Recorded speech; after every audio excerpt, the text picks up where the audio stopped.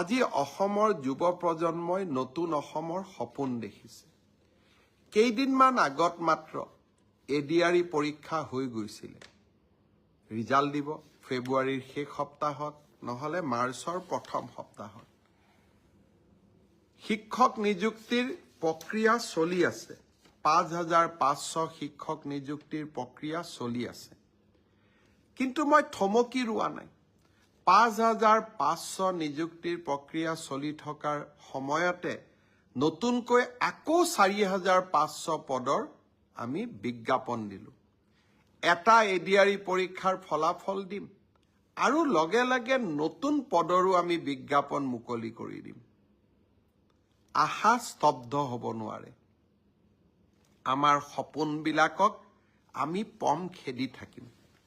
আৰু যিসকলে চৰকাৰী কৰ্মসংস্থাপন নাপাব তেওঁলোকৰ কাৰণে মুখ্যমন্ত্ৰীৰ আত্মনিৰ্ভৰ অসম, ছেমি কণ্ডাক্টৰৰ দৰে অজস্ৰ উদ্যোগ আমি সকলোৰে বাবে এখন সপোনৰ অসম ভূমি আমি নিৰ্মাণ কৰিম।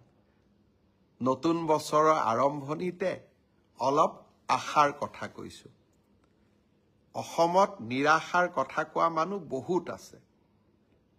তেওঁলোকৰ পৰা অলপ ব্যতিক্ৰমত গৈ মই সদায় আশাৰ বাণী মানুহৰ মাজত বিতৰণ কৰিব খোজো।